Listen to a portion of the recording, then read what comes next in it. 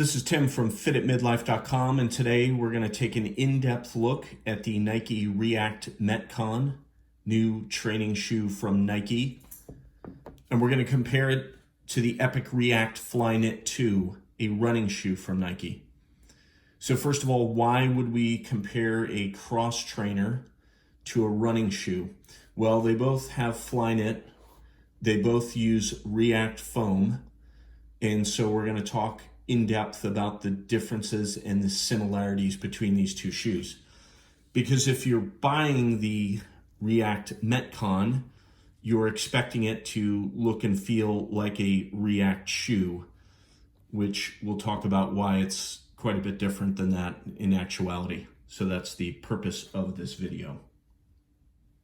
Okay, so to kick things off, let's first talk about what a Metcon shoe is. So Metcon is Nike's line of cross-training shoes. These shoes are popular for CrossFit, functional fitness training, strength training in the gym.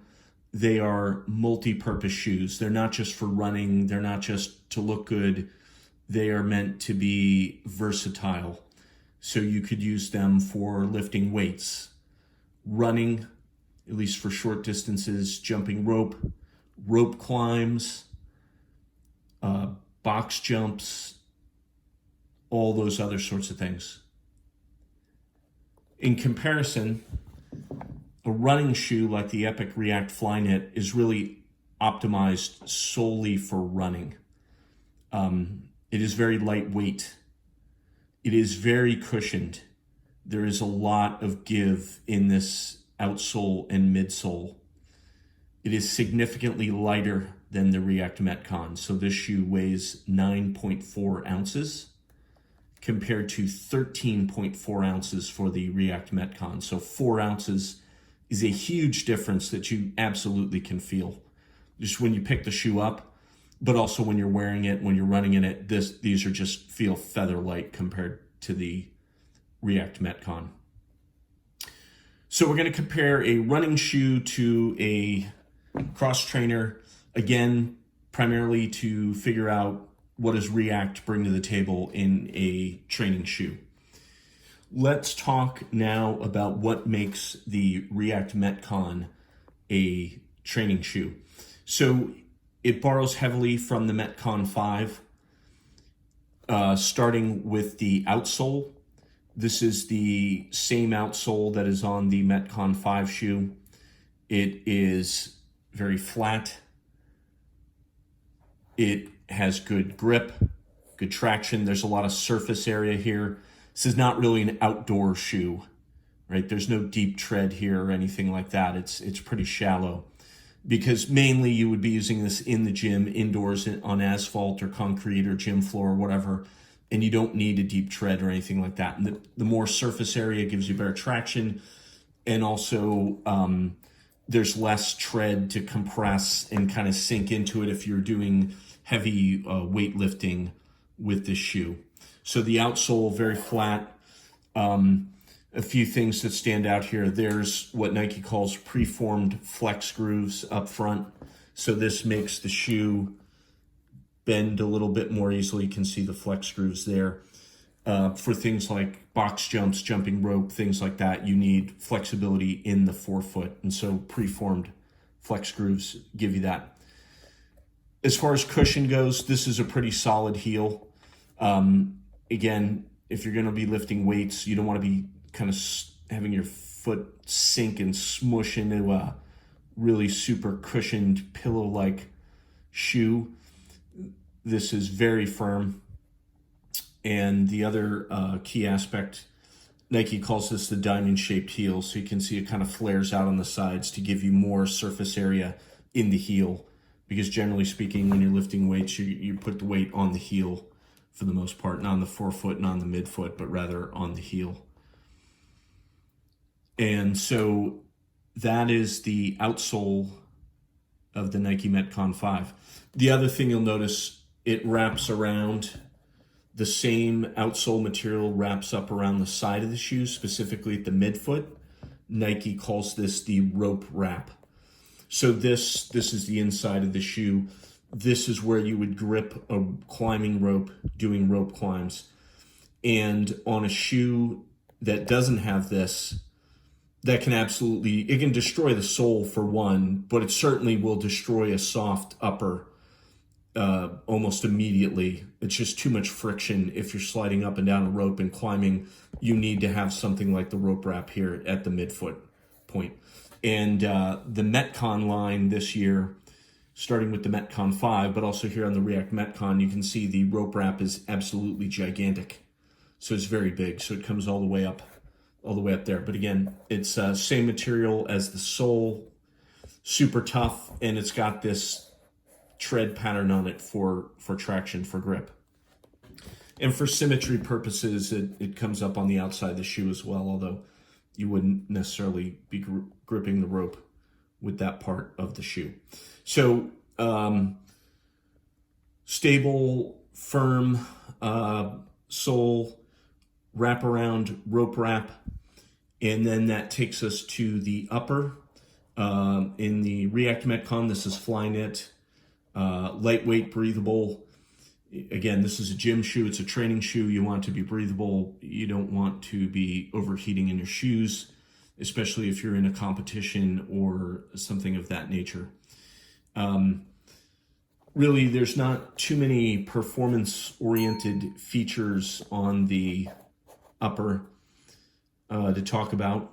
It's just there to kind of keep everything together and to be breathable. On the heel, there's sort of a knife edge here, and this is a tough, slick TPU. It's a type of plastic, a polymer. And this is meant for if you're doing handstand push-ups, low wall drag, so you have a minimal contact area on the wall if you're doing handstand push-ups. And again, this in a training scenario, CrossFit, WOD, something like that, very valuable feature. If you're not doing handstand push-ups, there's really not too much point in that otherwise. The heel, too, normally you can't see this so much, but inside there's a firm heel cup. So again, you're lifting heavy weights, you're resting the weight in the heel. You don't want that deforming too much, and so there's some pretty stiff material on the inside that keeps the heel shape optimal. The React Metcon has no laces. It has this speed, quick lace system instead. That makes it nice and convenient to put on and off. There's a pull tab here on the back. It's a tight fit. It has to be because there's no laces. So the Flyknit upper is supposed to be a tight, comfortable fit, stretch fit, but then you can use this quick lacing, the speed lacing system to tighten it down. And these run kind of through the top part of the shoe. I can feel them underneath the inner liner, but when you tighten that up, it theoretically secures the shoe better on your foot. Although one of my gripes with these shoes is this doesn't work as well as conventional laces, and certainly not as well as the laces and flywire combination on the Metcon 5 or the midfoot strap that is on the Metcon Sports, but that's a different story. And so one other feature of a versatile training shoe, the heel to toe drop, also called the drop or the offset on these Metcon shoes, is 4 millimeters. That means your heel is 4 millimeters higher than your toes. And so that's what's called low profile, low drop. You might have heard of zero drop shoes. Well, these are not zero drop, they're 4 millimeter drop, but they're pretty close.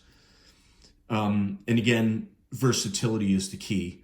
So while a raised up heel can be good for lifting weights, you don't necessarily want a really outrageous heel raise like you would have in a weightlifting shoe like the Romaleos 3 or the Reebok Legacy Lifter.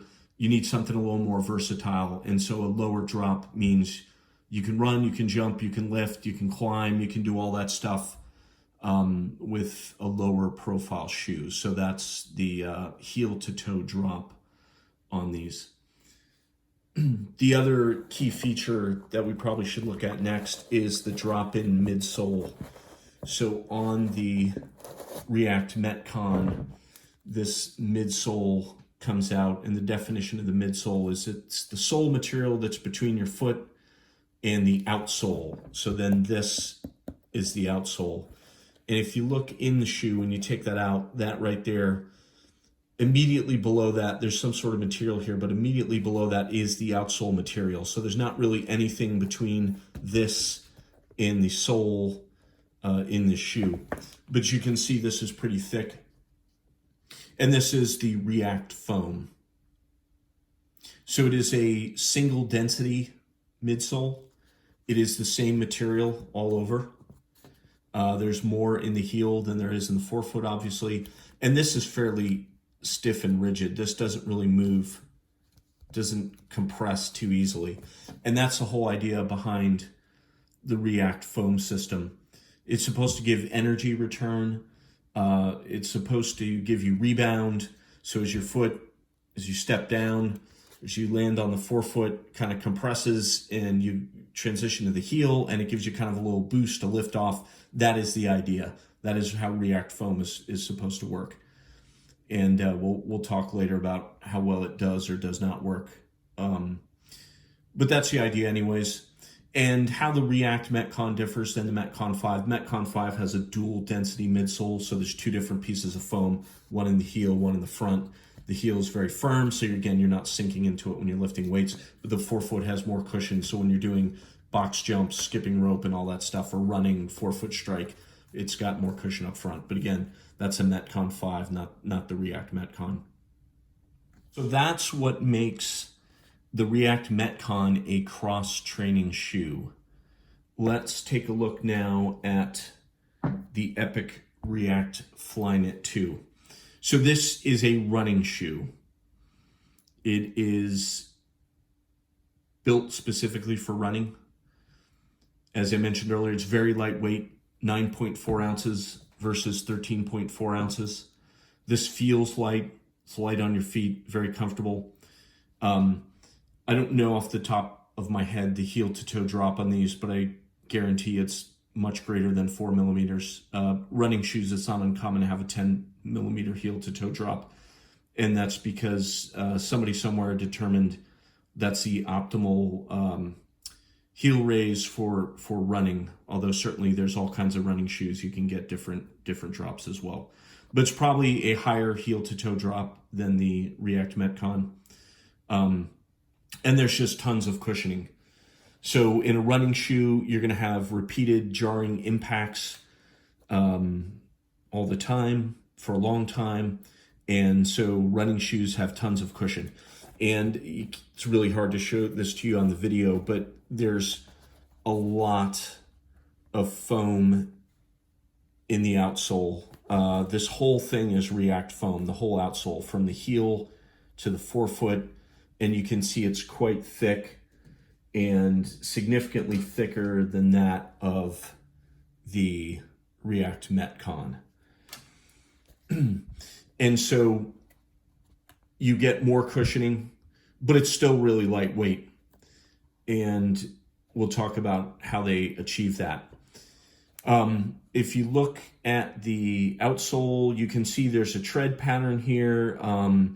It's got a little more grooves in it and sort of a tread pattern that you could use outdoors as compared to the React Metcon. Again, a training shoe being made mostly for indoors use in the gym. A running shoe, they expect you're going to be running outside. So there's a little more tread pattern here, but it's nothing crazy. It's not like a trail shoe. It's not like a boot. Just a good general purpose running shoe. The heel, there is a heel cup in here, but not like the Metcon. It doesn't go nearly as far up. Feels about as rigid. But again, not the same as a training shoe. These really have too much cushion for weightlifting. Of course you could lift weights in these, right? And there's nothing to stop you from doing that. But anytime I've lifted in running shoes, you can just kind of feel your foot constantly sinking. And as you're moving around, you can kind of feel how your whole foot is shifting in the shoe. And it's just not comfortable. It's not stable. and it's generally not a good idea. The other thing would be if you're doing explosive lifting like power lifts, Olympic lifting, do you really want a mushy sole eating up that energy as you're, doing the first pull, the second pull in an Olympic lift? Do you want a mushy sole of a shoe kind of sapping the energy, right? You don't want that. You want something firm, which is why weightlifting shoes have extremely solid heels and soles and almost no cushion in them whatsoever.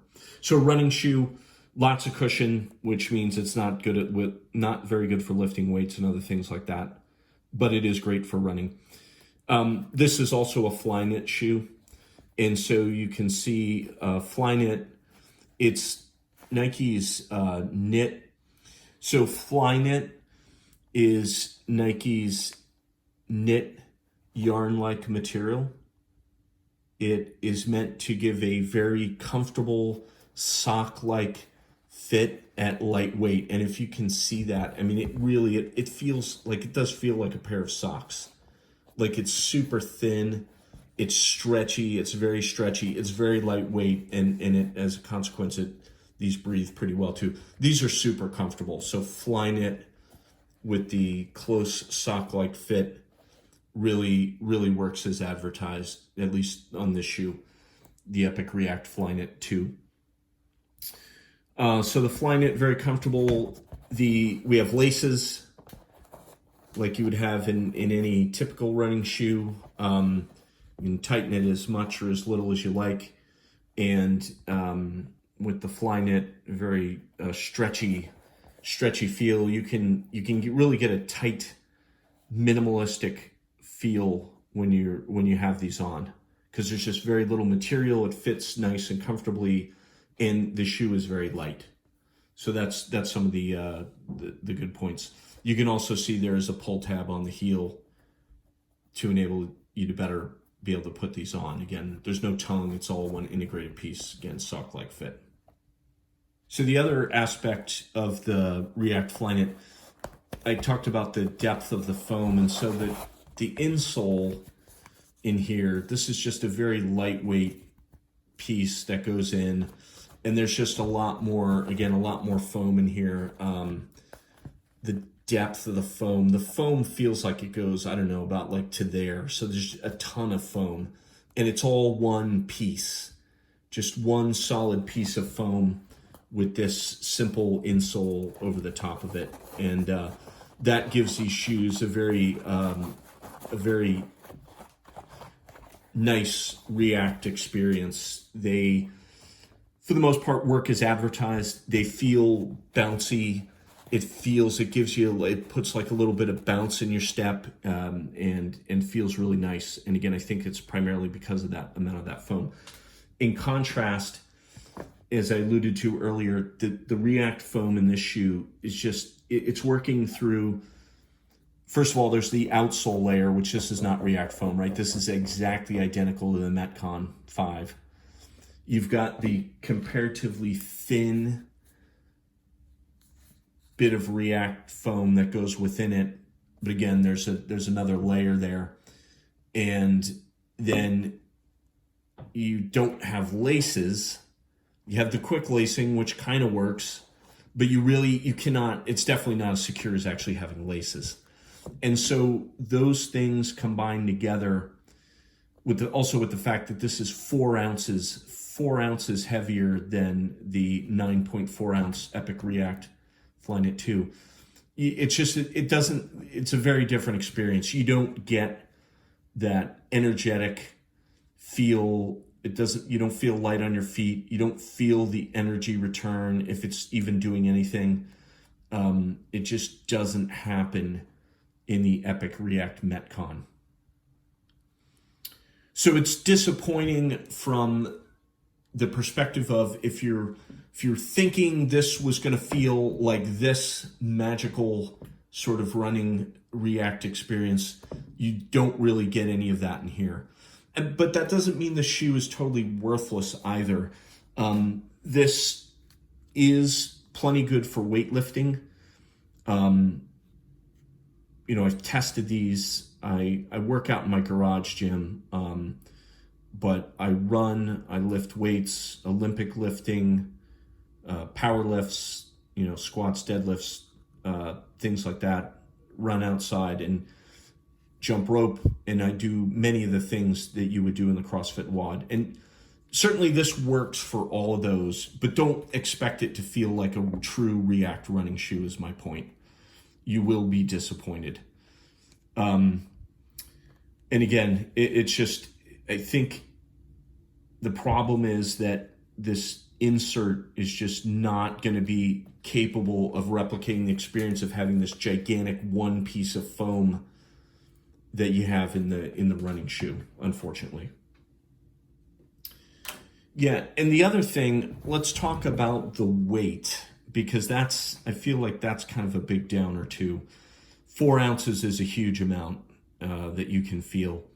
And so why is the React Metcon so much heavier than this Epic React Flyknit 2?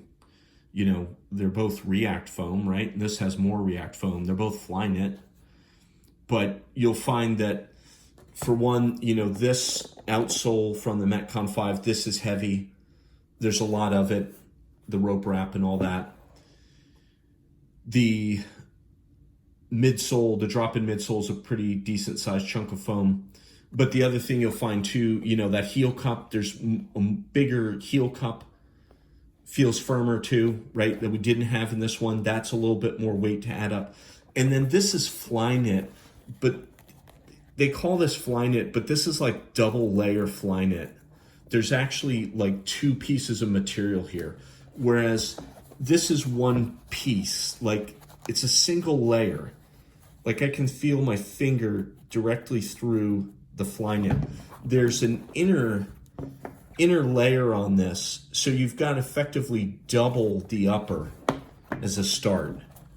So I can feel like I'm pulling the outer from the inner layer there. There's 2 pieces, so you've got double the upper right away. And then it's coated, you can see it's shiny. It's not like the raw Flyknit. This is not shiny. Like this is coated with something. I don't know if it's because of this Nike logo on here, maybe.